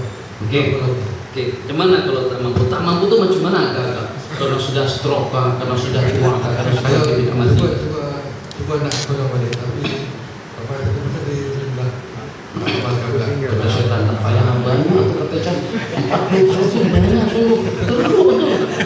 Tobat sajalah kepada Allah Jalla wa'ala, siapa tahu nanti mendapatkan ampunan dosa daripada Allah. Tapi bisikan yang semacam itu agak-agak kan ada fatwa, saya tahu. Kalau kita tanya benda macam itu di Mekah atau dengan Salafi dan Wahabi kita di sini, mesti dengan jawabannya cukup dengan bertobat dan beristighfar. Tak payah qadha, cukup dengan tobat dan istighfar saja. Agak-agak kalau dengan hutang, dengan beristighfar. Ada dengan Tuan Haji 3.000, dengan Tuan Haji ada 11.000, ada dengan Sasanusi kira-kira dalam 5.000, dengan Haji Syarum 14.000, total semuanya dalam 200 ribuan RM hutang. Jadi pada saat tiba saat masa pembayarannya, dia tak menjelaskan tanah bayar. Jadi pada waktu semuanya komplit, mana boleh macam itu kan, kita janji bayar selepas 2 tahun. Kata yang satu kemarin Tuan Haji nak pinjam uang itu, kata Tuan Haji selepas 1 bulan sudah dikembalikan. semuanya menyebutkan perjanjian-perjanjian yang berlangsung. Jadi dengan jawaban daripada hamba Allah tadi itu, aku sudah bertobat daripada hutang dan aku sudah memohon keampunan dosa daripada Allah Jalla wa'ala. Ya Allah, ampuni keterlanjuranku karena aku meminjam duit orang ramai. Ya Allah, ampuni dosa-dosa kesalahanku. Ada dengan sebagian itu yang tersalahgunakan. Ya Allah, aku memohon keampunanmu ya Allah, ridha dan rahmatmu ya Allah. Agak-agak kalau kita yang 20 orang tadi itu pasti memastikan dia sudah bertobat, taubatan nasuha. Apakah dengan taubatan nasuha tadi itu hutang kita juga sudah selesai? Apalah, aja tobat saja, taubatan nasuha. Tapi yang 11.000 jangan dilupakan. Tetap kita ambil Tuan Haji. Namanya itu juga dengan sembahyang. Ini bahasa logiknya, bahasa rasionalnya. Belum cukup hanya dengan tobat, sebab tobat kita tadi itu kita memohon keampunan, istighfar, tobat kepada Allah Jalla wa'ala. Itu pertama atas ketaksiran kita, yang kedua karena kita tidak menggunakan waktu, yang ketiga karena kita lengah dan lalai, yang keempat kita menggunakan kesempatan yang untuk sembahyang kita gunakan buat bisnis, yang untuk sembahyang kita gunakan untuk bola sepak, yang untuk sembahyang kita gunakan untuk menonton, yang untuk sembahyang kita gunakan untuk hiburan. Jadi kita minta keampunan dosa tadi itu daripada hal-hal yang seperti itu. Tapi tetap kewajiban kita dengan sembahyang yang 5 waktu tetap wajib dilaksanakan. Yang pertama kita dengan azan yang kuat, nekat, idza azan dapat tawakal Allah. Kalau kita dah nekat untuk kita memohon keampunan dosa daripada Allah dan juga kita berupaya jihad untuk kita melaksanakannya semampu kita. Kalau seandainya tak habis pun nanti akan dibayarkan oleh Allah Jalla wa'ala. Nabi kita bersabda dalam sebuah hadis, seseorang yang menikahi perempuan tapi dengan cadangan dan rencananya tidak akan memberikan mas kawin kepada wanita itu akan ditulis zani, berzina nanti pada hari kiamat. Seseorang yang pada saat meminjam duit daripada seseorang tapi sudah niat dalam hati tidak akan membayar uang tersebut, itu ditulis pencuri di sisi Allah Jalla wa'ala. Tapi kalau pada saat kita meminjam duit, cadangan kita memang kita nak jelaskan, rencana kita memang kita nak bayar, dan ada duit kita akan bayar. Tapi tak macam mana, ada saja masalah keuangan, ada saja problem yang menimpa, ada saja cobaan yang senantiasa menyelubungi kehidupannya sampai terbawa-bawa mati. Hutang kita nanti itu akan dibayarkan oleh Allah Jalla wa'ala. Jadi orang yang memberikan pinjaman hutang itu tidak akan mengaut dan tidak akan mengambil kebaikan kita. Kenapa? Sebab kita ada azam dan ada niat untuk kita membayarnya, untuk kita menjelaskannya. Jadi macam itulah dengan sembahyang tadi itu. Bayang saja, tak payah tarawih, tak payah sembahyang duha, tak payah tahajud. Bila ada waktu nak tahajud, usalli fardhu zuhri qadha'an lillahi ta'ala. Ada waktu sembahyang duha, usalli fardhu subhi qadha'an lillahi ta'ala. Ada waktu untuk salat tarawih, 2 rakaat yang pertama qadha'an subuh, 2 rakaat yang kedua qadha'an zuhur. Imam salam masbuk 2 rakaat, Allahu akbar. Makmum di samping subhanallah. Subhanallah apa? Ini betul ini. Ini rahasia pribadi nih. Ini perusahaan, rahasia perusahaan. Sebab kita tahu yang kita buat. Kita bukan buat tarawih, kita buat sembahyang qadha'an 4 rakaat. Jadi betul saja kita bagi ke rakaat ketiga dan keempat, kemudian kita salam setelahnya. Kenapa? Sebab yang kita niatkan adalah sembahyang qadha'an zuhur. Nanti berikutnya asar, berikutnya maghrib. Yang paling pelik baca qunut. Imam bangkit daripada ruku, sujud. Kita bangkit daripada ruku, Allahumma hdina fiman hadait. Imam kenapa pula nih? Masih subuh lagi kalau hanya sekali saja. Kalau seandainya subuhnya untuk subuh 20 hari atau subuh untuk 10 hari, berarti 10 kali salam, 20 rakaat sembahyang, semuanya kunut. Sampai jemaah pada bingung. Jemaah dari Cakbina tuh sampai di macam tuh. Sampai pertanyaannya nampak pelik sedikit. Ada masalah. Ada seseorang, tapi ini di luar tajuk. Di luar tajuk, makin panas. Begitu sampai ke Pulau Pangkur atau ke Langkawi kah, atau sampai ke pantai mana atau ke kolam mana, mandi dia buat simpulan. Simpulan. Nyelam sekali, dia ikat 1.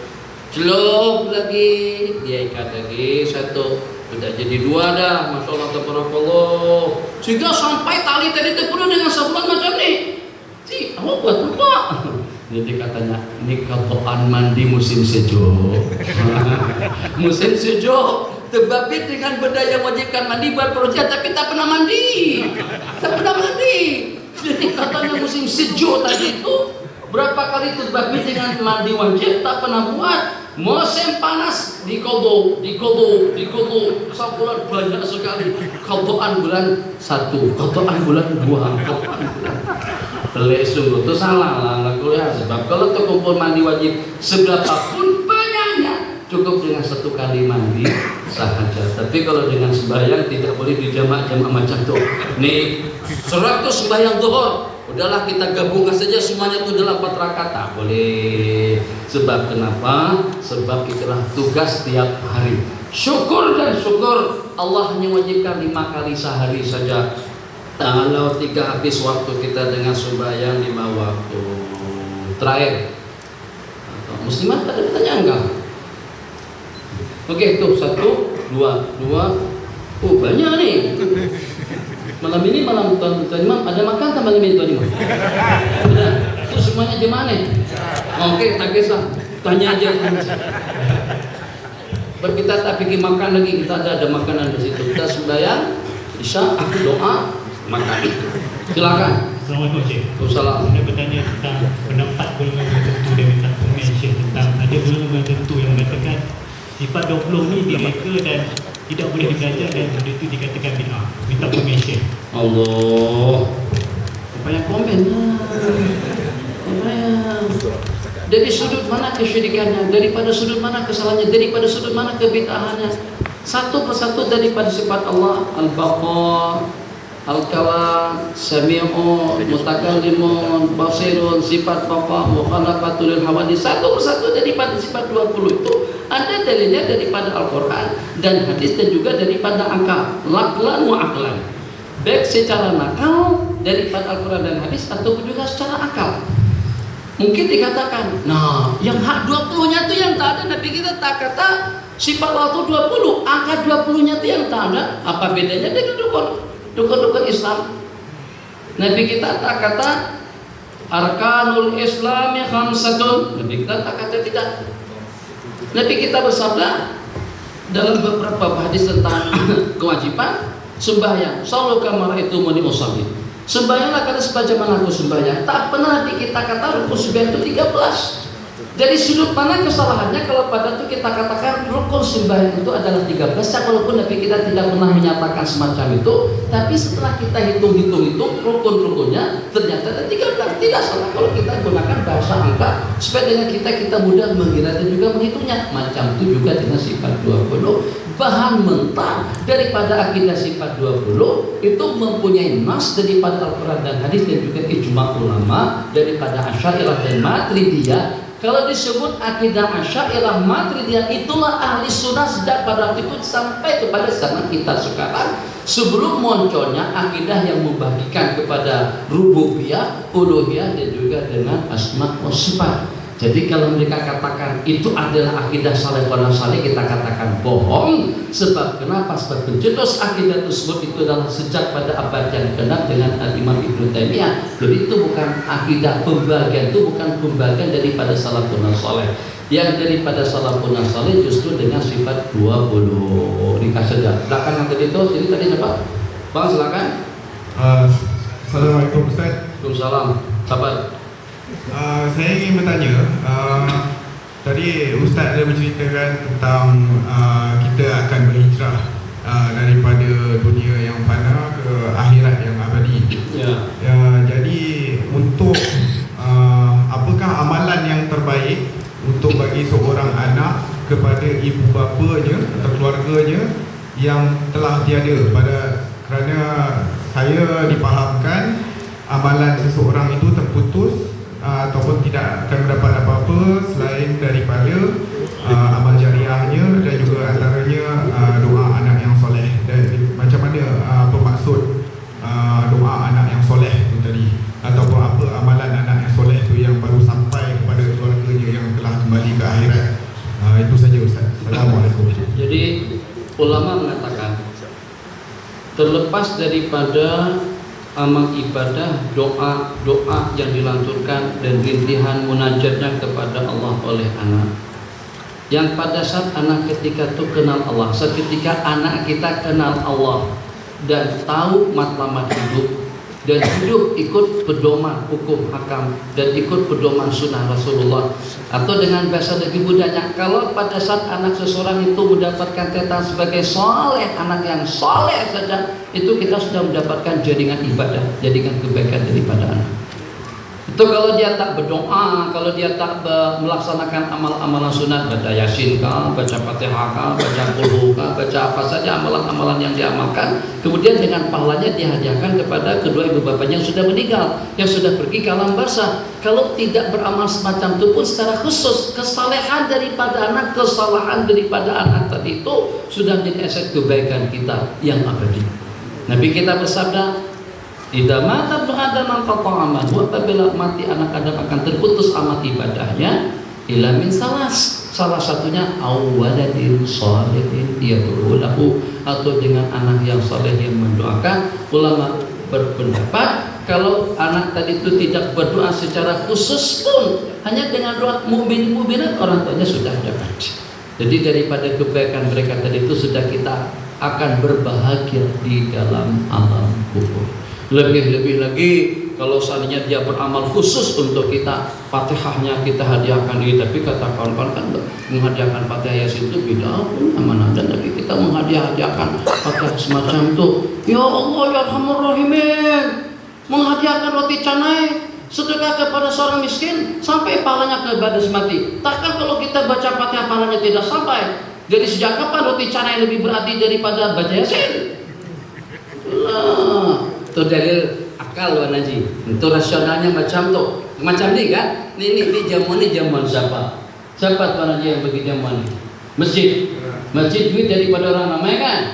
Kita dapat pahala saat ketika kita bagikan jamuan. Kalau kita niatkan ini RM50, ini RM100 untuk arwah keluarga kita yang sudah meninggal. Saat ketika kita bagi jamuan makanan kepada orang yang makan, kita sudah dapatkan ganjaran pahala dan juga kepada si mati kita maksudkan. Takkan pada saat ketika dengan kita menghadiahkan bacaan Fatihah, Yasin, tahlil dan juga dengan yang seumpamanya, pahalanya tidak akan sampai kepada orang-orang mati yang kita maksudkan. Kalau tak percaya juga karena mati awalah daripada jadi kami hantar Fatihah 3 kali, 4 kali.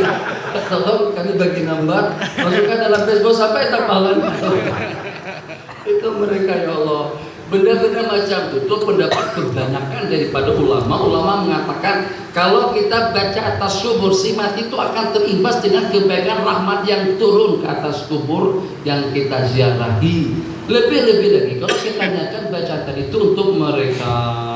Masalah Nabi kita tak pernah buat, tidak semua yang Nabi kita tinggalkan berarti haram atau dikatakan bid'ah. Kadang-kadang Nabi kita bagi kita laluan karena kita sudah diberikan pedoman untuk kita mengamat dan juga untuk kita membanding-bandingkan. Allah bagi kita kemampuan untuk berpikir. Jadi misalnya katakan saja seperti memperingati hari jadi baginda Nabi. Itu kan Nabi kita tidak pernah memperingati, dikatakan seperti itu. Tapi sebenarnya pernah ada. Kalau tak ada pun tetap saja dengan kita tidak dilarang untuk kita memperingati hari jadi kita. Takkan hari jadi kita peringati hari jadi baginda yang dengan asbab baginda kita selama dunia dan akhirat. Ternyata dengan kita tidak tahu menahu hari kemerdekaan kita peringati 2-3 bulan persiapan. Penarinya siapa-siapa, penyanyinya siapa-siapa, pelakonnya siapa-siapa, tuh untuk menyambut hari kemerdekaan. Siapa yang lebih berjasa terhadap umat daripada baginda? Yang dengan baginda bukan memerdekakan kita daripada penjajah yang menghancurkan jasmani kita atau dengan fisikal kita. Baginda membersihkan dan menyelamatkan kita daripada penjajah yang menjajah akidah kita, ibadah kita, pendirian kita, hukum hakam kita. Siapa yang membenteras segala kemungkaran tadi itu adalah Sayyiduna Rasulullah sallallahu alaihi wasallam. Silakan Pak. Bismillahirrahmanirrahim. Yang dihormati Tuan Guru Syekh Nuruddin. Di sini ada 2 soalan yang saya ingin utarakan. Oke, 2 saja, jangan lebih daripada 2, kita sembahyang dah, nak makan dah. Berkaitan dengan Ustaz tadi, ada sahabat kita yang bertanya tentang bid'ah tentang sifat 20 dan saya bertanyalah tentang apa pendapat Tuan Guru lah mengenai Tauhid 3 yang mana Mengenai Tauhid 3 Tauhid 3. Uluhiyah rububiyah asma wa sifat pada pandangan Ahli Sunnah wal Jamaah yang sebenarnya, adakah boleh diterima atau tidak. Yang keduanya mengenai berkaitan dengan yang selalu penduduk di Malaysia buat, iaitu doa awal tahun dan akhir tahun, yang mana ada beberapa puak yang mengatakan bid'ah tentang sebab bid'ah tentang adanya doa awal tahun dan akhir tahun ini. Minta jelasan daripada Tuan. Kalau kita berdoa tiap tahun macam mana? Atau tiap hari kita berdoa, misalnya bukannya sekadar pada awal tahun. Jadi kita berdoa sebenarnya bid'ah juga tak agak. Itulah mengenai apa? Itulah jadi kita jadi bingung. Mereka tu selalu saja buat kita bingung. Hidup tu bukan buat orang jadi bingung. Allah ciptakan kita dengan akal pemikiran yang waras dan juga dengan leluasa dan juga dengan anugerah ilmu yang Allah bagikan. Itu membuat agar kita boleh membuat orang jadi tentram, tenang. Jangan buat orang jadi rusik, jangan buat orang jadi kebingungan. Jadi kalau ilmunya ulama hanya membuat orang jadi kebingungan, tak payah jadi alim, tak payah jadi tuan guru. Kenapa? Sebab yang kita inginkan kepentingan, ketabahan, kesabaran, kebaikan, kemuliaan, ketenangan. Agar dengan ketenangan tadi itu, ketenangan yang akan membawa kepada ketenangan yang abadi, yang akan membawa kita kepada ridha dan rahmat Allah Jalla wa'ala. Jadi tadi ada 2 pertanyaan. Satu, sebagaimana saya katakan tadi, saya tidak mengatakan itu salah secara 100%, akan tapi untuk membedakan antara tauhid rububiyah dengan tauhid uluhiyah itu baru pada abad yang ke-7 atau pada pertengahan abad yang ke-7 zaman Imam Ibnu Taimiyah. Sebelumnya, sebagaimana kita katakan sang pencipta kita itu adalah Rabb, juga kita katakan sebagai ilah alladzi yu'badu bihaqqin. Jadi sebagaimana kita sebut Allah dengan kata-kata ilah, pun juga kita sebut sebagai Rabb. Ulama tidak membedakan antara tauhid rububiyah dengan tauhid uluhiyah sebagaimana yang mereka bedakan. Jadi tauhid tadi itu bukan tauhid dan bukan pembagian daripada salafun saleh. Nah, makanya itu kalau kita buka daripada beberapa rangkaian ayat, ternyata daripada ayat-ayat yang ada di dalam lantunan kalam ilahi Jalla wa'ala, di sana tidak membeda-bedakan antara rububiyatullah dengan uluhiyatullah al-mustahiq lil ibadah, untuk kita sembah dan juga untuk kita mengabdikan diri kepada Allah Jalla wa'ala. Sementara tentang doa awal tahun, jadi yang membuat mereka jadi sensitif itu karena dibaca pada awal tahun. Jadi supaya jangan sampai mereka komplain, baca pada hari kedua. Sebelum akhir tahun, minggu terakhir kita baca. Agak-agak bagaimana juga pendapat mereka. Bagaimana kira-kira? Kebetulan kita hari Jumat, besok hari akhir tahun, besok hari Sabtu, hari Jumat. Maka kita tak baca doa, kita tidak bermunajat pada hari Sabtu. Sebab pertimbangannya yang walaupun hari Sabtu itu adalah hari akhir tahun, tapi hari Jumat lebih mulia. Maka pada Jumat itu kita berdoa, ya Allah, ya Allah, ya Allah, ya Allah, ampunilah kami daripada segala ketaksiran kami, kelemahan kami, kelalaian kami. Ya Allah, ya Arhamar Rahimin, dosa-dosa kesalahan kami. Ya Allah, ya Arhamar Rahimin, maksiat dan kemungkaran-kemungkaran kami. Terus berdoa panjang, berhenti-henti 3 hari sebelum hari akhir tahun. Agak-agak bid'ah juga kampung. Dia tidak berdoa pada awal tahun, 3 hari sebelum awal tahun dia sudah berdoa memohon dan meminta kepada Allah. Allah berfirman, "Ud'uuni astajib lakum." Mohon dan meminta kepada aku akan perkenalkan. Ada Allah katakan akhirkah, awalkah, tengahkah, ujungkah, pagikah, malamkah, pintu gerbang al-ijabah, doa itu terbuka sepanjang seumur hidup manusia. Tidak pernah ditutup dan juga tidak disekat. Jadi kalau kita bangun tengah malam tak perlu risau. Jadi jangan bangun Ci. Apa berdoa tengah malam? Mereka lagi sedang sibuk, sedang tidurnya sekarang nih, nanti dicari. Mereka kan lagi sedang berat sebab malam tuh orang berdoa panjang dengan Habib Umar. Jadi mereka udah lelah dan jenuh. Jangan berdoa sekarang. Mereka lagi sedang istirahat, sedang cuti raya. Tak ada. Kalau kita berada di dusun manapun, di hutan manapun, di dalam laut, di burujin musyayyada sekalipun, kalau kita berdoa detik-detik waktu yang manapun, doa kita akan didengar dan juga akan diijabahkan oleh Allah. Tapi kalau kita katakan kena baca doa akhir tahun, salah kalau tidak dibaca. Yang mengatakan salah itu adalah yang salah, itu yang memang tidak betul. Tapi kalau kita tidak mewajibkan, nah baca loh doa sepanjang waktu, bacakan sepanjang waktu. Seperti yang saya katakan tempo hari, ada orang mengatakan haram hukumnya membaca Yasin pada malam Jumat karena Nabi kita tak pernah baca, sahabat juga tak pernah baca. Itu bohong, itu menipu. Gimana menipu? Saya jangan mencari sih, jangan mencari, benar tak mencari. Ini betul nih. Allahu Akbar. Kalau dikatakan sahabat Nabi, para tabi tidak pernah baca Yasin pada malam Jumat itu jelas tidak betul. Kenapa? Sebab ramai di kalangan mereka yang khatam Al-Quran tiap malam. Hanya Tuan Haji, kalau pada tuh orang khatam Quran itu tak baca Yasin Tuan Haji. Kok pandai sih? Jadi kalau khatam itu maksudnya kecuali Yasin. Jadi bukan setakat baca Yasin malam Jumat saja, sahabat malam mereka baca dan juga dengan surat-surat Al-Quran lainnya. Sayyidina Utsman khatam Quran tiap malam. Tabi Munib dari khatam Quran tiap malam. Imam Abu Hanifah khatam Quran tiap malam. Imam Syafi'i khatam Quran tiap malam. Bulan Ramadan 2 kali sehari. Takkan orang yang khatam Quran tiap malam tiap hari itu tak baca Yasin wal Qur'anil Hakim. Ya Allah, lebih pintar mereka lah. Jadi jangan sampai mempermalukan keilmuan kita. Ketahuan betul kita tak mengaji, ketahuan betul ilmu kita ini masih cetek pendek dangkal lagi, ketahuan betul. Jadi kalau kita tahu, kita senyap-senyap saja, lo jangan kau deh. Nanti pada akhirnya sekarang kan dulu tuh ada salah satu daripada mufti pondok, sekarang sudah mulai reda. Kenapa? Semakin banyak membaca, semakin banyak dan leluasa dan juga pengamatan kita semakin reda. Ternyata ada juga dalilnya. Ternyata betul juga lah. Iyalah, memang betul sejak daripada dahulu lagi. Tapi kenapa tak dikatakan betul pada itu? Jadi jangan sampai karena ketidaktahuan kita katakan orang lain juga tidak tahu. Pokok habis. Habis kan? Tadi kita angkat tangan tadi. Subhanallah wa bihamdika asyhadu an la ilaha illa anta astaghfiruka wa atubu ilaik. Rabbana atina fid dunya hasanah fil akhirati hasanah wa qina adzabannar. Amin. Walhamdulillahi rabbil alamin. Insyaallah kita berjumpa kembali pada petang hari Kamis dan juga petang hari Jumat. Jangan terkejut. Maksud saya di TV Hijrah. Petang hari Kamis yang akan datang dengan petang Jumat tiap pukul 6 sampai pada pukul 7 atau pukul 6.45 lebih berat. Alhamdulillahirabbil alamin.